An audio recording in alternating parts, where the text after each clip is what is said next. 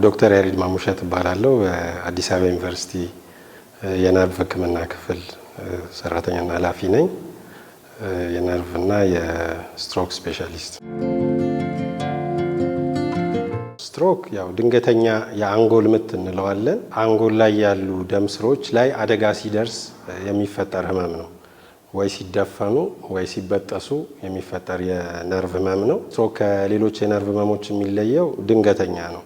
እነዛ ክስተቶች አንጎል ላይ የሚፈጠረው ችግር ቀስ እያለ በወራት በአመታት አይደለም ችግሩን የምናየው፣ ድንገት ነው። ባልታሰበበት ሰዓት አንድ ሰው ደህና ነኝ ብሎ ቁጭ ብሎ ቢሮ ቁጭ ብሎ ወይ ቁጭ ብሎ ከሰዎች ጋር እየተጫወተ ወይ ደህና ነኝ ብሎ ተኝቶ ድንገት የሚመጣ ነገር ነው እና ስትሮክ ያው ድንገተኛ የአንጎል ምት ልንለው እንችላለን። አንጎል ውስጥ የሚኖሩ ደም ስሮች ሲዘጉ ወይ ሲበጠሱ ያ የአንጎል ክፍል ደም የተዘጋበት ወይ ደም የፈሰሰበት የአንጎል ክፍል ስራውን መስራት ሲያቆም የምናየው የነርቭ ህመም ነው። እግርና እጅ የሚቆጣጠር የአንጎል ክፍል ከተዘጋ እጅና እግር መስራት ያቅተዋል። አንደበት የሚቆጣጠረው የአንጎል ክፍል ላይ ደም ስር ከተበጠሰ ወይም ከተዘጋ መናገር ያቅተዋል። ሚዛን የሚቆጣጠረው ላይ ከተዘጋ ወይ ደም ከፈሰሰ ሚዛኑን መቆጣጠር ያቅተዋል። ወይም ንቃትን የሚቆጣጠር የአንጎል ክፍል ኮንሽስነስ የምንለው እነዛም ላይ ጉዳት ከደረሰ ታማሚው ራሱን ይስታል እና እንደ ቦታው ምልክቱ እንደ ቦታው ይለያያል። መንስኤው አሁን ያልነው ነው፣ ደም ስር ሲበጠስ ወይ ሲዘጋ ነው። ግን ለዛ የሚያጋልጡ ብዙ ችግሮች አሉ እና በዋነኛነት ግማሹን የስትሮክ ግማሹ ምክንያት ደም ግፊት 60% የስትሮክ የሚከሰተው ከደም ግፊት ጋር የተያያዙ ነገሮች ናቸው። ሌሎቹ ቀሪዎቹ አጋላጭ የምንላቸው ነገሮች የልብ ህመም፣ የተለያዩ የልብ ህመሞች አሉ ለስትሮክ የሚያጋልጡ የልብ ህመም፣ የልብ ምት መዘበራረቅ፣ የልብ ቀዳዳዎች መጥበብ እና የደም መርጋት፣ ከዛ ከልብ የረጋ ደም ተበጥሶ አንጎል ውስጥ ሄዶ ስትሮክ መፍጠር፣ እንደዚህ የልብ ህመም። የስኳር ህመምም ለስትሮክ ያጋልጣል። ውፍረት፣ ከፍተኛ የሆነ ውፍረት ለስትሮክ ያጋልጣል። ከፍተኛ ውፍረት ደግሞ ሳይኖር ሆድ አካባቢ ያለ ቅባት ወይም ቦርጭ የምንለው እሱም በራሱ በተለየ ሁኔታ ለስትሮክ ያጋልጣል። ሌላ ቅባትነት ያላቸው ምግቦች በጣም ማዘወተር ያጋልጣል። ካርቦሃይድሬት የምንላቸው ምግቦች የበዙበት፣ አትክልትና ፍራፍሬዎች፣ ቅጠላቅጠሎች የሌሉበት እነዚህ አይነት ምግቦችን የሚያዘወትሩ ሰዎችም እንደዚሁ ለስትሮክ ይጠቃሉ። ሌላው ሲጃራ ማለት ሲጃራም ያው ደም ስር ስለሚያቆስል እና የተለያዩ ችግሮችን ደም ስር ላይ ስለሚያመጣ ለስትሮክ ያጋልጣል። በቂ የሆነ አካላዊ እንቅስቃሴ አለማድረግም እንደዚሁ ያጋልጣል። አንዳንድ ጊዜም ለስትሮክ በዘር የመጋለጥ ነገር አለ። እነዚህ በጣም ጥቂት ሰዎች ናቸው። ከ10 ስትሮክ 9 ምክንያቱ የሚታወቅና መከላከል የሚቻል ነው። መጠጥም አልኮልም ለስትሮክ ያጋልጣል። አልኮል በጣም መጠኑ ከፍ ሲል የበለጠ ያጋልጣል። ግን በማንኛውም መጠን አልኮል የልብ ምት ሊያዘበራረቅ ስለሚችል በትንሽም መጠን አልኮል ሌላው ዋና ለስትሮክ አጋላጭ የሚባል ነገር ነው። አንዳንድ እጾች አሉ ብዙ ወጣቶች የሚጠቀሟቸው ውጭ ሀገር በተለይ ኮኬን፣ አምፊታሚን የሚባሉ፣ በእኛ ሀገር ደግሞ ጫት። እነዚህ ያላቸው ንጥረ ነገር ደም ስሮች ላይ የሚያመጡት ተጽዕኖ ለስትሮክ ተጋላጭ ያደርጋል። ጥቂት ሰዎች ስትሮክ ሲፈጠር በአብዛኛው ምልክት የለውም፣ ድንገት ነው የሚከሰተው። ያ ሰው አገር ደህናም ጤና ነኝ ብሎ በሰላም ስራውን፣ እንቅስቃሴውን፣ ኑሮን እየኖረ ወይ እየኖረች ነው ድንገት የሚፈጠረው እና በአብዛኛው ምንም ምልክት የለውም። ሊመጣ ሲል ቀድሞ የሚያሳየው የሚከብድ ወይ ራስ ምታት ወይም ደግሞ ሌላ እንግዳ ስሜት የለውም። በአብዛኛው በቃ ድንገት ሲፈጠር ድንገት ይፈጠራል። ያ ሰው እየተራመደም ድንገት ሊያጋጥመው ይችላል፣ መንቀሳቀስ ሊያቅተው ይችላል። ቁጭ ብሎም እየጻፈ መጻፍ አቅቶት ወንበሩ ላይ ተዝለፍልፎ ሊወድቅ ይችላል።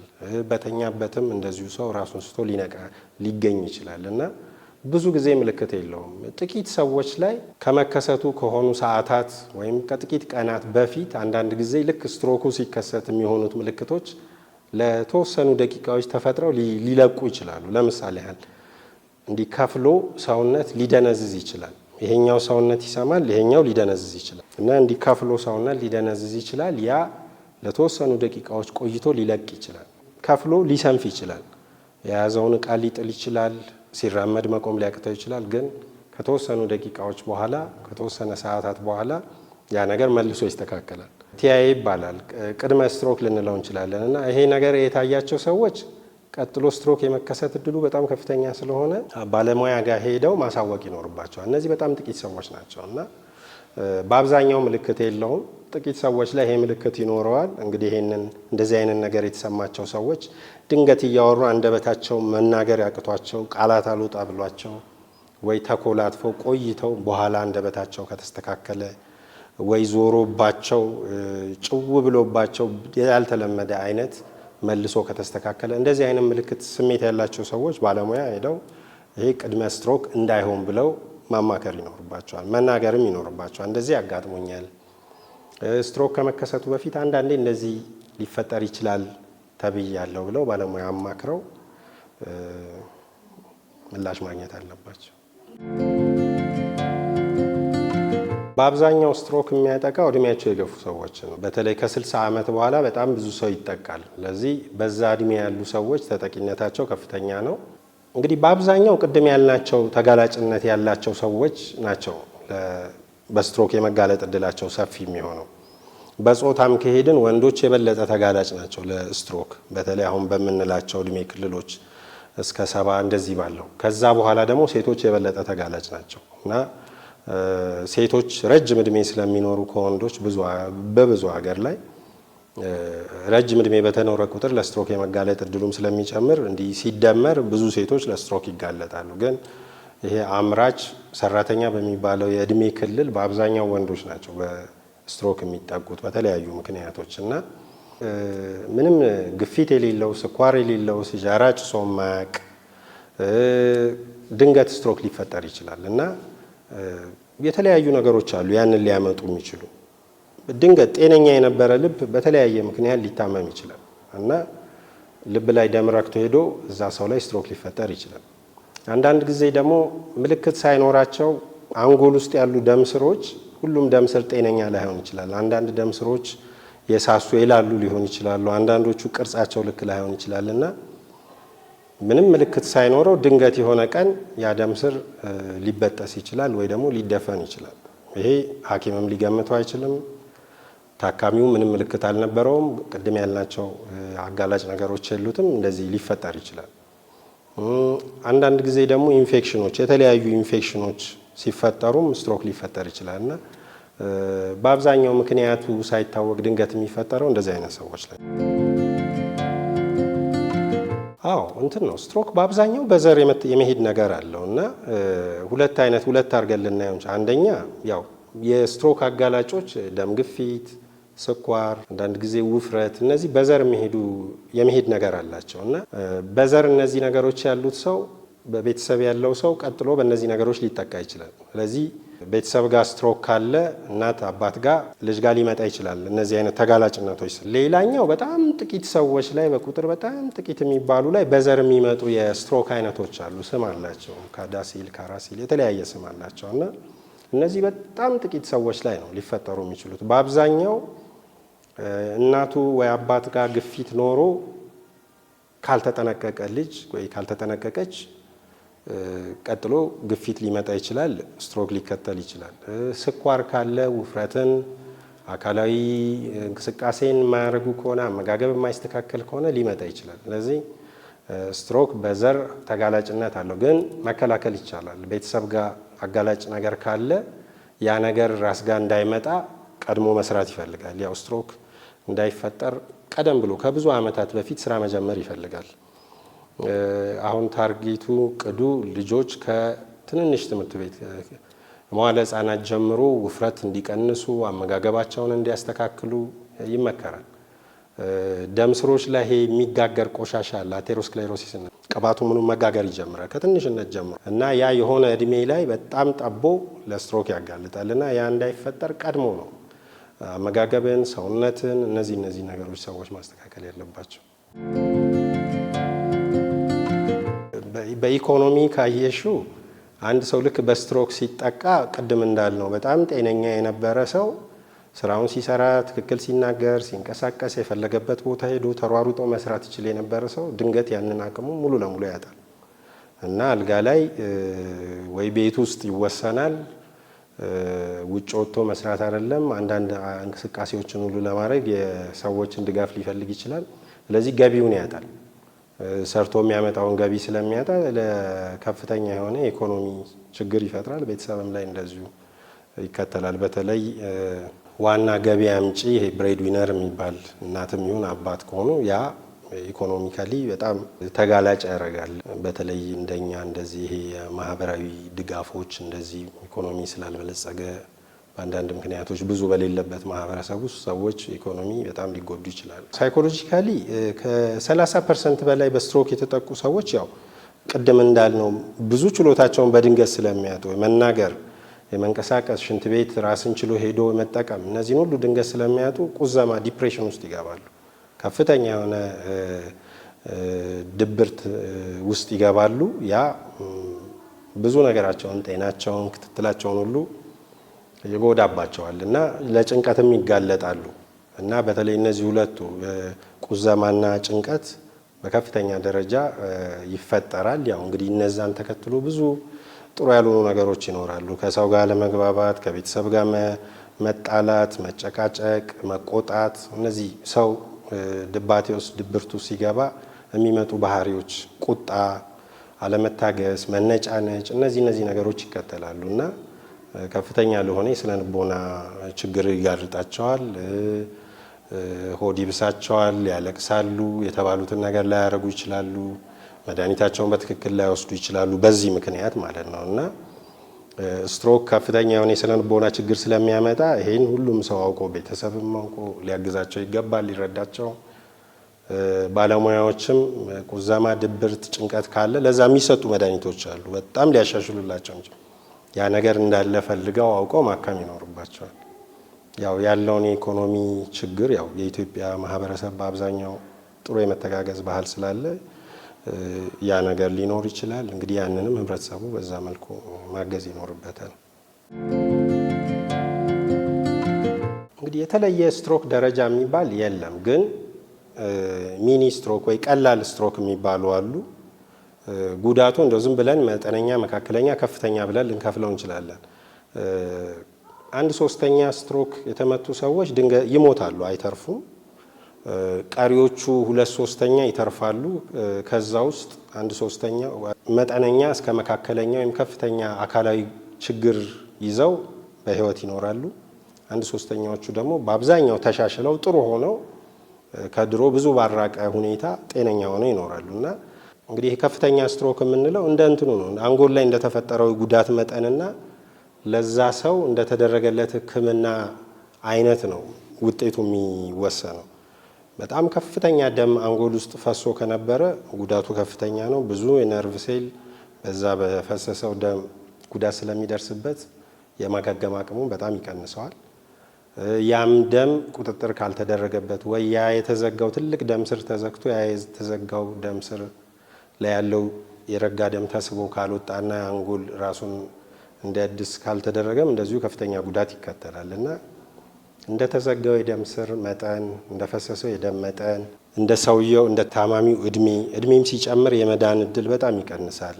ከወጣቶች ላይ ከሚከሰት ስትሮክ ይልቅ ሌላ ተጓዳኝ በሽታ ያላቸው ስትሮክ ያለው ሰው ግፊት ካለው፣ ስኳር ካለው፣ ሌላ የኩላሊት የጉበት ወይም ሌሎች ህመሞች የሳምባ ችግር ካለበት የማገገም አቅሙን ይቀንስበታል እና እነዚህ ተጓዳኝ ነገሮችም የማገገም አቅምን ይቀንሳሉ እና ደረጃው እንደሚፈጠረው ጉዳት መጠን ነው የሚወሰነው።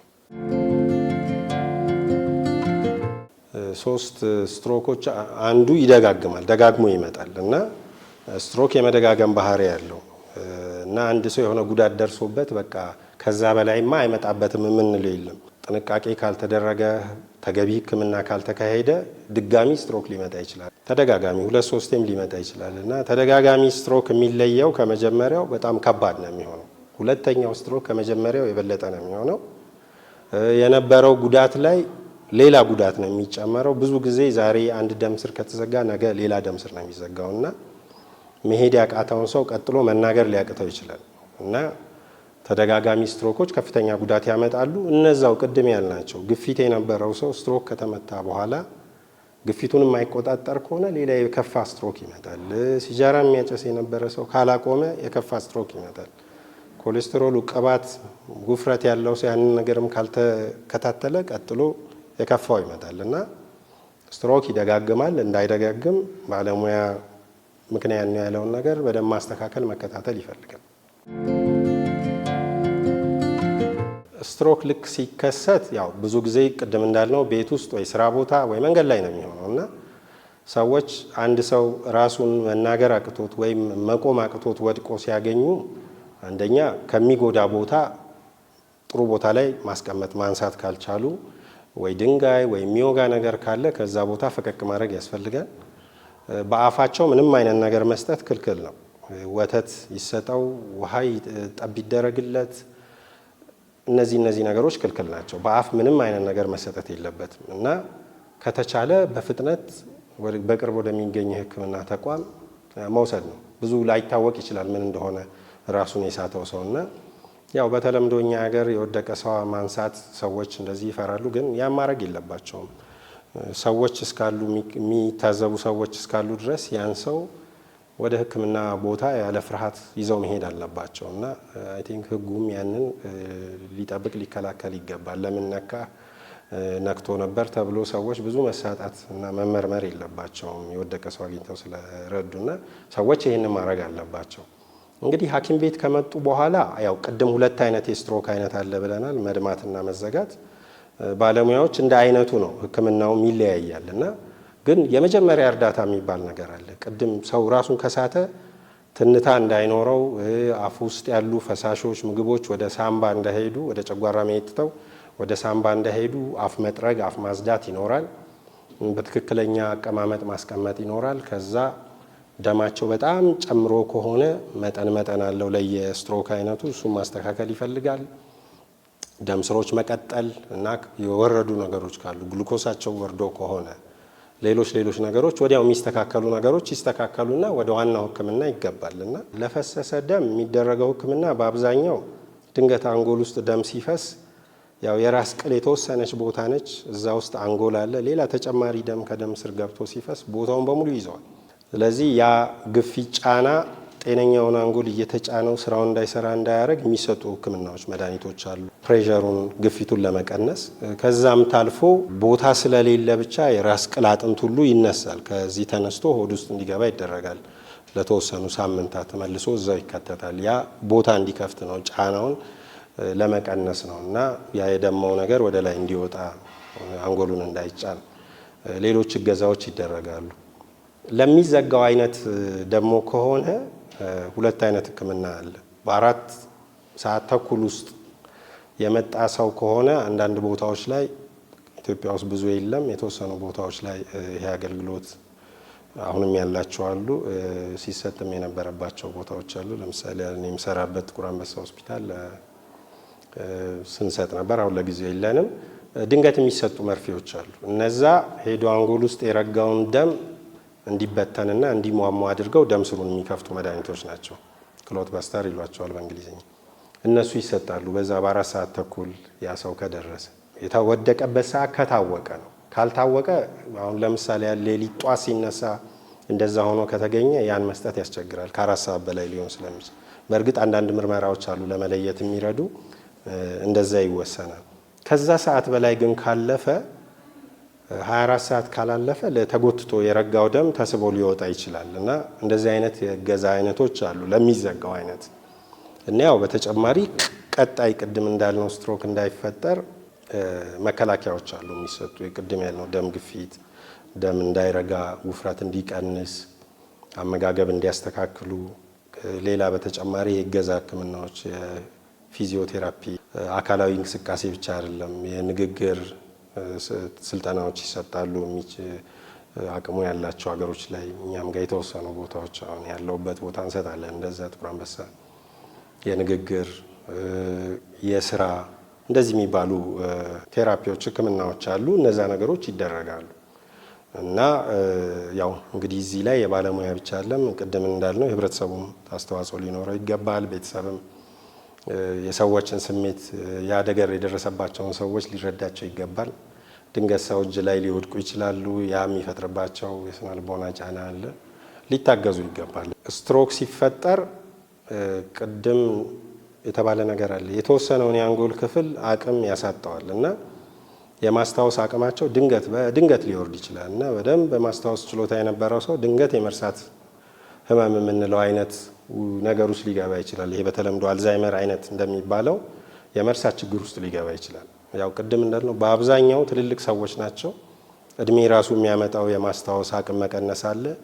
እዛ ላይ ስትሮክ ሲፈጠር ከፍተኛ የሆነ የመርሳት ችግር ሊፈጠር ይችላል እና በስትሮክ ሚኒ ስትሮክ ወይም ስትሮክ የምንለው ታዳጊ ሀገሮች ላይ የመርሳት በሽታ ምዕራባውያን በሚባሉት ሀገሮች አልዛይመር ነው ብዙ ሰው ላይ መርሳት። ኢኮኖሚ መካከለኛና ዝቅተኛ የሚባሉት ሀገሮች ላይ ግን ስትሮክ ጋር የተገናኘ የደም ስሮች መጥበቅ የሚመጣ የመርሳት ችግር ነው በብዛት ተብሎ የሚታመነው እና የመርሳት ችግር ዋና ምክንያት ነው።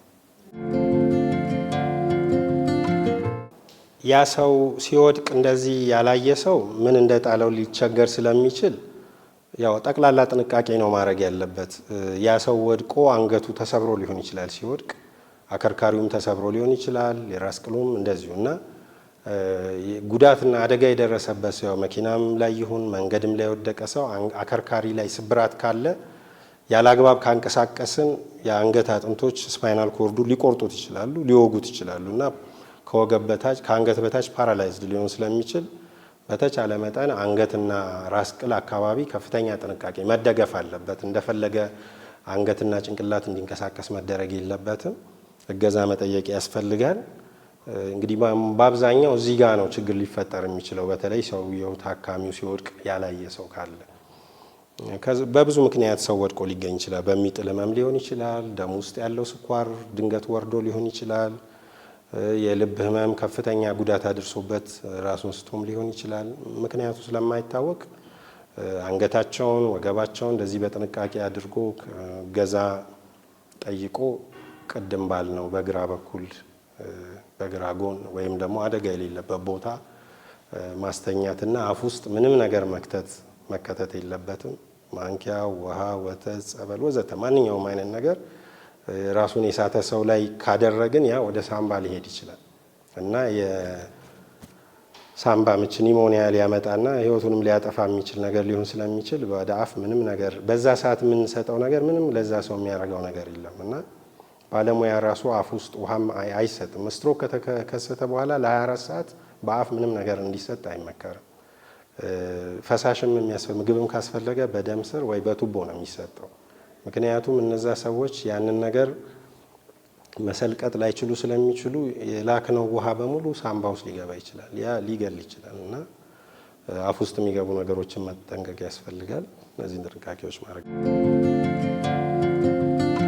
ህመሙ ያላቸው ሰዎች ቅድም እንዳልነው ነው ያጋለጣቸውን ነገር ለይተው ለዛ ተገቢውን ሕክምና ማድረግ።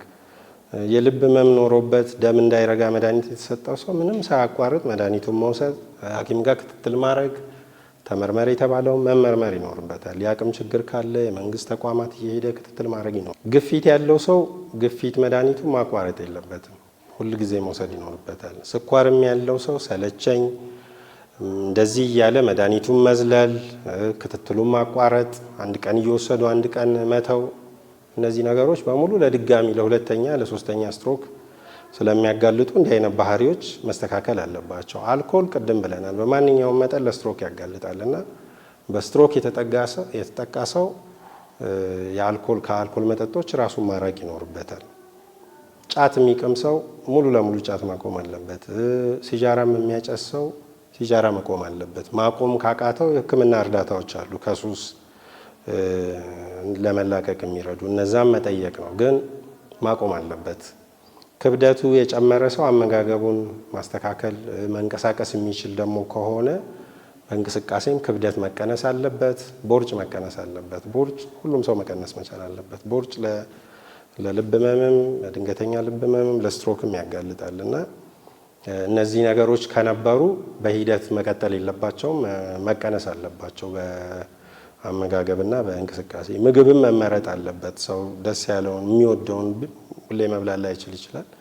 አሁን ቅድም ያልናቸውን ይሄ ቅባት የበዛባቸውን ካርቦሃይድሬት የበዛባቸውን ይሄ ፍርኖ ዱቄት የምንለው ሶሞሊኖ የሚሰሩ ዳቦዎች፣ ፓስታዎች፣ ኬኮች፣ መኮሮኒዎች እነዚህ ያጋልጣሉ ለወደፊቱም እና እነዛ ተቀንሰው እንጀራ፣ ጎመን፣ ቆስጣ፣ ቲማቲም ትንሽ ብቻ ስጋዎችንም እንደዚህ አመጋገብንም ማስተካከል ይፈልጋል እና ያው ሰዎች እንግዲህ አንዳንድ ምቾቶቻቸውን ደስ የሚሏቸውን ነገሮች እንዲተዉ ይገደዳሉ።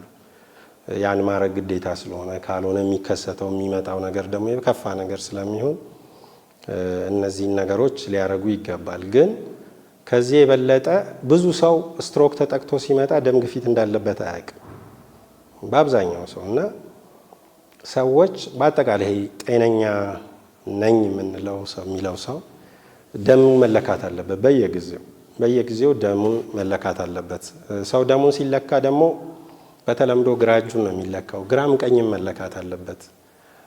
ደም ግፊት ሁለቱም እጅ ላይ ተለክቶ የሚበልጠው ነው የሚወሰደው። እዚህ ጋርና እዚህ ጋር ሲለካ የቀኙ ከበለጠ በቃ ሁሌ ቀኙ ነው መለካት ያለበት አለው የራሱ አለካክ ህግ። ግን ሁሌ ግራ እጅ ብቻ መለካት የለም። ሁለቱም ተለክቶ የሚበልጠው ሁሌ ቀኝ ከበለጠ ከግራው ሁሌ ቀኙ ነው ያሰው መለካት። ስለዚህ መለካት አለበት ሰው በየጊዜው ተለክቶ ደግሞ ግፊት ካለውና ባለሙያ መድኃኒት መውሰድ አለብህ ካለው መውሰድ አለበት። አሁን ብዙ ሰዎች ያንን ያስቸግራሉ።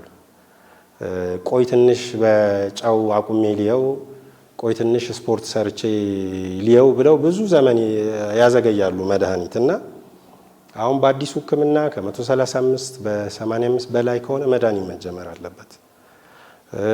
ኤክሰርሳይዝ ከዛ በታች ከ130 ኤክሰርሳይዝ ተሞክሮ ጨው ተሞክሮ ከ130 በላይ ቢካለ ወደ መድኃኒት ይካሄዳል እና ብዙ ሐኪም ማስቸገር የለባቸውም ሰዎች ለራሳቸው ሲሉ ማለት ነው። እና መድኃኒት ጀምሩ ከተባሉ መድኃኒት መጀመር ነው። ያው የሚመጣው ነገር ጉዳቱ የበለጠ የከፋ ነው። ደም ግፊት ቅድም ብለናል 50 ግማሹን ስትሮክ የሚያመጣው ደም ግፊት ነው። ደም ግፊት ስትሮክ ብቻ አይደለም የሚያመጣው፣ ኩላሊት ያበላሻል። የኩላሊት ወንፊት ያበላሽና ማጣራት አቅቶት ኩላሊት አልሰራ አለ ፌል አረገ ይባላል። የልብ ህመምን በማምጣት እንደዚሁ ቀዳሚ ነው እና ደም ግፊት መለካት ማወቅ ካለ ተገቢ እርምጃ ማድረግ፣ እንቅስቃሴ፣ ጨውን መቀነስ። ግን መድኃኒት ጀምሩ ደግሞ ከተባሉ ሰዎች መጀመር አለባቸው። ይሄ ዋና ነገር ነው። ስኳርም እንደዛው ካልተመረመረ ሰው አያውቀውም። ስለዚህ በየጊዜው በ6 ወርም ይሁን በአመት ቼክ ማድረግ ጥሩ ነው። አይቶ ካለ መድኃኒት ደረጃ የማይደርስ ከሆነ ቅድም ያልናቸውን አመጋገብ፣ እንቅስቃሴ እንደዚህ ሌላም ይሄ አልፎ አልፎ የሚፈጠሩ የልብ ችግሮችን ምልክት ካለ ባለሙያ ጋር ሄዶ መታየት። ቅድም ብለናል አልኮል፣ ጫት፣ አንዳንድ እጽ የሚጠቀሙ ሰዎች ካሉ ከዛ ነገር ራሳቸውን ማቀብ ይኖርባቸዋል ስትሮክ እንዳይፈጠር እና ያው አኗኗርን አንዳንድ የሚወዱትን ነገር በመተው እና በማስተካከል ስትሮክን ከ10 ስትሮክ 9ን መከላከል ይቻላል። ማወቅ ያለባቸው ሰው ግፊት አለኝ ካለ ሐኪም የሚልህን አድርግ ይበሉ። ብዙ ሰው ግፊት አለኝ ሲል መድኃኒት ከጀመርክ ይለምድብሃል አትጀምር የሚል የተሳሳተ ምክር ልጅ ይመክራል፣ አባት ይመክራል፣ አጎት ይመክራል፣ እድር ላይ ይወራል፣ ሲጠጣ ይወራል። እንደዚህ የተሳሳተ ምክር የሚመክሩ ብዙ መካሪዎች አሉና እንዲህ አይነት ምክር መቆም አለበት እና ባለሙያ ጀምሩ ካለ መጀመር ነው ያለበት።